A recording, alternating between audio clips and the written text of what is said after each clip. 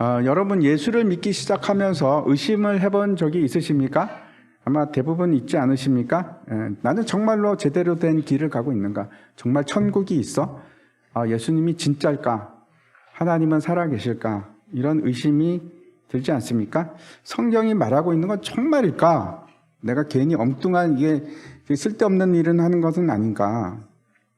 아마 그런 의심을 가지신 적이 있으실 겁니다. 그러면 여러분 어떻게 하십니까? 혹시 나는 그런 의심을 한 번도 해본 적이 없습니다라고 하시는 분은 아마 안 계시겠지요? 없을 걸로 생각이 됩니다. 성경에서는 의심이라는 단어를 항상 무엇과 연관지어서 말씀하고 있는가 하면 믿음이라는 것과 이제 연관을 짓습니다. 그러니까 의심은 믿음을 믿지 않는 사람을 대상으로 하는 말이 아니고 믿는 사람들을 대상으로 언급하고 있습니다. 다시 말씀드려서 믿음이 없으면 의심도 없겠죠. 뭐 당연합니다. 근데 믿는 자 가운데서 의심이 존재합니다. 그러니까 좀 위로가 되시는지 모르겠습니다. 그러니까 믿는 사람들의 그 가는 길 중에 의심이 여기저기서 생기는 겁니다. 이제 예수님께서 사역에서 새로운 국면이 시작이 되었는데 그 첫 번째 나타나는 것이 뭔가 하면 의심이라는 갈등입니다. 그 내용을 우리가 함께 보도록 하겠습니다. 2절과 3절 말씀입니다. 같이 한번 읽겠습니다. 시작. 요한이 옥에서 그리스도께서 하신 일을 듣고 제자들을 보내어 예수께 여짜오되 오실 그이가 당신이오니까 우리가 다른 일을 기다리오리까. 세례 요한이 지금 감옥에 갇혀 있습니다. 그런데 제자들을 보내서 예수님께 질문을 하는데 그 질문이 어떤 건가 하면 당신이 오실 그이입니까? 아니면 우리가 포기하고 다른 사람을 기다려야 합니까? 하는 질문입니다. 이튿날 요한이 예수께서 자기에게 나오심을 보고 이르되 보라 세상 죄를 지고 가는 하나님의 어린 양이로다. 내가 전에 말하기를 내 뒤에 오는 사람이 있는데 나보다 앞선 것은 그가 나보다 먼저 계심이라 한 것이 이 사람을 가리킵니다. 여기 보면 분명히 세례 요한은 예수님에 대해서 뭐라고 얘기하십니까? 하나님의 어린 양이라. 세상 죄를 지고 가는 하나님의 어린 양이라고 확신 있게 얘기를 합니다. 이게 무슨 뜻입니까? 분명히 예수님은 내 죄를, 우리들의 죄를 속할 메시아인 것을 잘 알고 있습니다. 확신하고 있습니다. 지금 세례 요한은 어떤 상황에 처해 있는가 하면 옥에 갇혀 있습니다. 그 이유가 이제 누가복음에 나오는데 제가 한번 읽어보겠습니다. 분봉왕 헤롯은 그의 동생의 아내 헤로디아의 일과 또 자기가 행한 모든 악한 일로 말미암아 요한에게 책망을 받고 그 위에 한 가지 악을 더하여 요한을 옥에 가두니라. 당시 이제 어떤 일이 있었는가 하면 그 헤롯은 헤롯 안티바라는 사람입니다. 그 헤롯 대왕의 아들입니다. 근데 이 사람이 이제 분봉왕으로 있고 그 옆에 나라가 그 형제죠. 그 헤롯 빌립입니다. 근데 빌립의 그 영지에 놀러를 갔다가 그 아내를 보는데 헤로디아입니다. 근데 헤로디아는 여러분 사실은 그 헤롯 안티바의 조카입니다. 조카인데 한눈에 반해버립니다. 그리고 이제 그 여자를 빼앗는데 어떻게 하는가 하면 자기 아내를 버립니다. 버리고 필립에게 가서 강제로 그 아내를 빼앗아서 결혼을 합니다. 이제 말도 안 되는 일이죠. 폐륜입니다. 그때 당시에도 이건 도저히 받아들일 수 없는 그런 일인데 그것뿐만 아니고 헤롯 안티바는 많은 악행을 했던 사람입니다. 이제 이 일을 보고 세례 요한이 가만히 있질 않습니다. 그 면전에서 그 잘못을 얘기합니다. 당신 이거는 죄악입니다. 헤롯이 어떻게 했을까요? 저놈을 당장 감옥에 집어넣어라. 그래서 이제 감옥에 갇히게 된 겁니다. 세례 요한은 불의를 참지 못하고 그런 사람인 것 같습니다. 근데 예수님은 다른 겁니다. 지금 상황에서 예수님은 헤롯에 대해서 그렇게 얘기하지도 않고 그런 일은 관심이 없는 것처럼 그렇게 보이기도 하고 아니 도대체 어떻게 된 건가? 예수님이 이거 정말 왕이 맞는가? 메시아가 맞는가? 답답함을 느끼기 시작한 겁니다. 세례 요한은 그래서 예수님을 메시아인 것에 대해서 의심을 했는가? 저는 그렇게 생각하지 않습니다. 몇 가지 이유가 있습니다. 첫 번째는 그가 예수님에 대해서 아주 분명하게 하나님의 어린 양이라고 그렇게 칭했습니다. 세상 죄를 지고 가는. 그래서 세례 요한은 아마 다 알지는 못했지만 확신을 가지고 이분은 세상 죄를 지고 가는 하나님의 어린 양. 어린 양은 어떤 겁니까? 죽임을 당하는 겁니다. 누구나 다 알고 있습니다. 6월절 어린 양이라는 것을 누구나 다 알고 있습니다. 두 번째는 그 세례 요한의 질문에 대한 예수님의 반응입니다. 제자들이 예수님께서 이제 제자들에게 여러 번에 걸쳐서 이런 말씀을 하십니다. 믿음이 적은 자들아 어찌하여 의심하느냐. 그런데 여기 나오는 예수님의 반응은 완전히 다릅니다. 굉장히 긍정적으로 세례 요한에 대해서 말씀하십니다. 심지어는 그 뒤에 보면 오히려 뭐라고 말씀하시는가 하면 여자가 낳은 자 중에 세례 요한보다 큰 이가 일어남이 없도다. 아주 큰 칭찬을 하십니다. 이게 지금 의심하는 것에 대한 반응이 아닙니다. 예수님이 반응이. 세 번째는 요한의 태도입니다. 만약 여러분이 누군가를 저를 의심한다고 합시다. 김정명 목사 좀 가짜 같아. 이렇게 의심을 한다면 저한테 와서 물어보시겠습니까? 아주 공정한 분, 제3자한테 찾아가서 목사님이 김정민 목사 가짜일까요? 진짜일까요? 그렇게 묻지 않겠습니까? 저한테 물어보면 무슨 이익이 있겠습니까? 그런데 세례 요한은 왜 예수님께 그 질문을 하고 있을까요? 근데 지금 그 제자들을 시켜서 예수님께 찾아가서 당신이 진짜가 맞습니까? 이렇게 묻고 있는 겁니다. 그거는 진짜 가짜를 물어보려고 한 것이 아니죠. 또 다른 의미가 있는 겁니다. 네 번째 이유가 있습니다. 잘 한번 생각해 보십시오. 여러분께서 예수를 믿게 됐을 때 누구의 의견을 청취해서 받아들이셨습니까? 사람의 의견에 따라서 우리가 믿음이 생기는 거 절대 아니지 않습니까? 세례 요한이 분명히 저분은 하나님의 어린 양이라고 했는데 그걸 어떻게 알게 되셨을까요? 어떻게 알았을까요? 세례 요한이. 누가 얘기를 해줬습니까?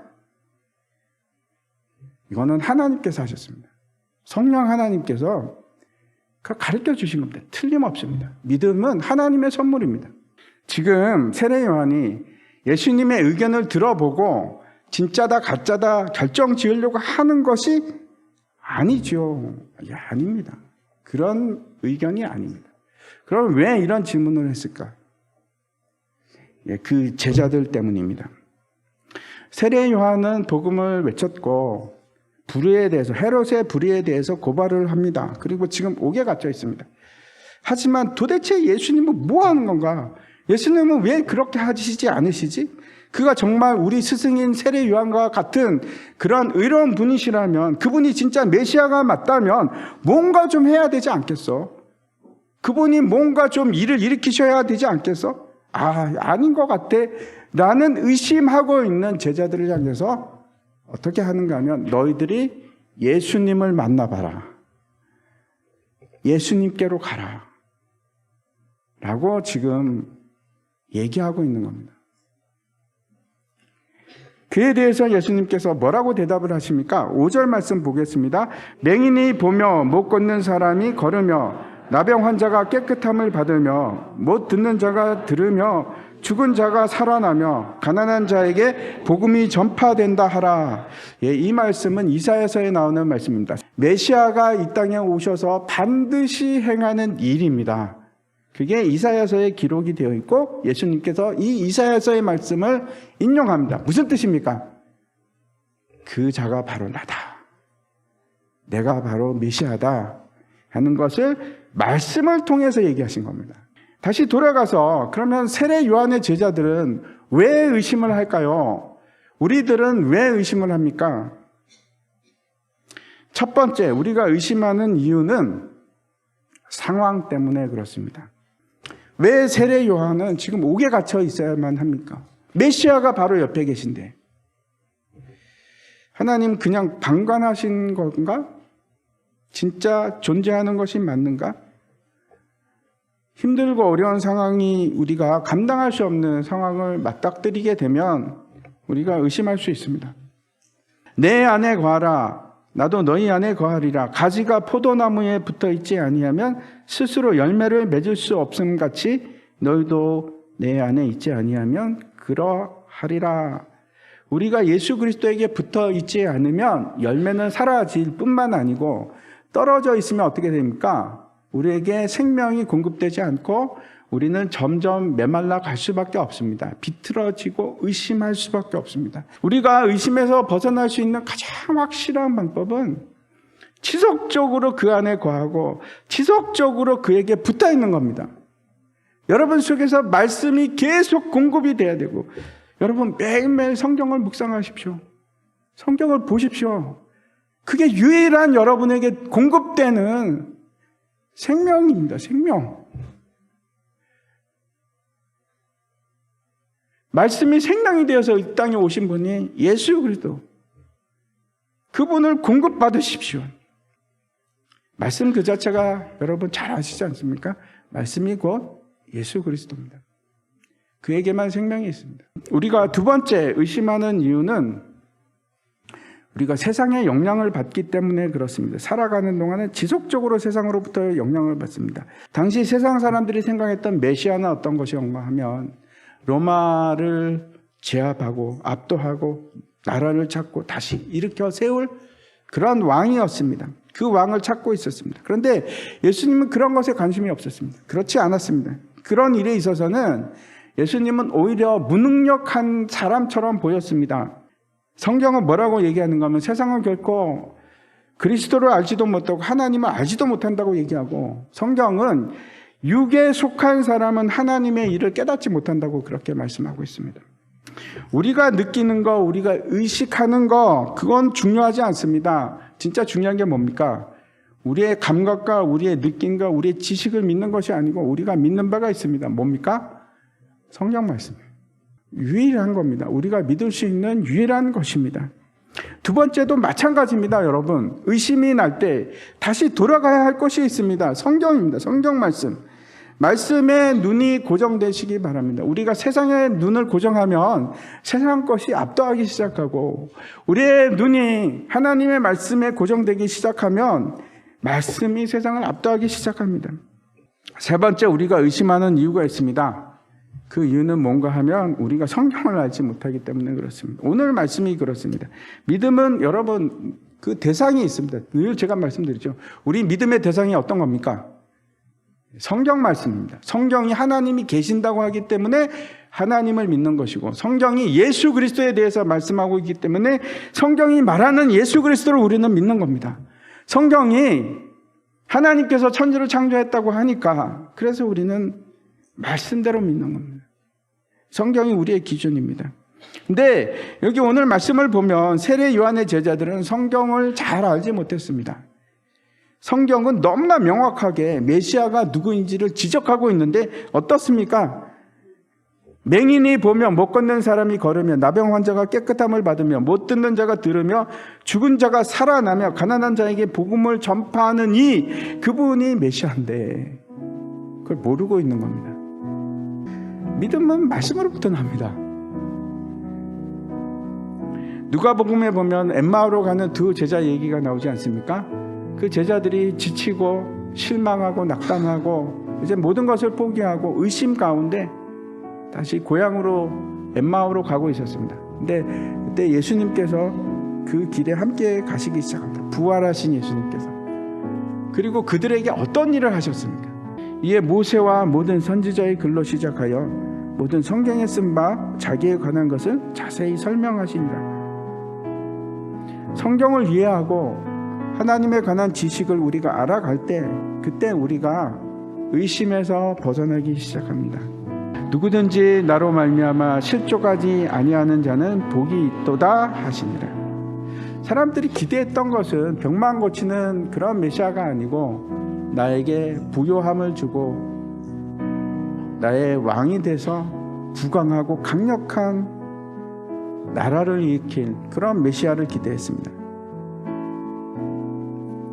하지만 이 땅에 오신 예수님은 그런 예수님이 아니었고 낮아지고 비천한 모습으로 너무나 연약해서 십자가를 질 수밖에 없는 그런 모습으로 오셨습니다. 우리가 예수님을 믿는 것도 마찬가지입니다. 우리가 만약에 여전히 내가 예수를 이 땅에서 강해지고 부해지고 내가 높아지기 위한 그걸 원한다면 예수님은 여러분 우리에게 있어서 실족케 하는 거치는 돌이 될 겁니다. 성경은 덮어둬야 될 겁니다. 근데 예수님께서 이 땅에 오신 것은 강한 자로 오신 것이 아니고 우리 죄를 사하시고 우리를 구원하시기 위해서 십자가를 지신 그 모습으로 오셨습니다. 그걸 받아들이신다면 예수님은 여러분에게 있어서 거치는 돌이 아니고 모퉁이의 머릿돌이 되고 우리 삶의 기준이 됩니다. 많은 사람들이 여전히 그런 왕으로 오시는 예수님을 기대하고 살아갑니다. 하지만 예수님께서 이 세상에서 승리하신 방법은 그런 방법이 아닙니다. 그런 방법이 아니라 십자가에서 죽으심으로 세상에서 승리를 하셨습니다. 그리고 똑같이 우리에게 똑같이 그 방법대로 하라고 말씀을 하시는 겁니다. 그렇게 해서 승리하라고 말씀을 하십니다. 믿음으로 승리하시기 바랍니다. 의인은 오직 믿음으로 말미암아 살립니다. 다른 방법이 없습니다. 이게 우리가 끝까지 지켜야 할 마지막 핵심입니다.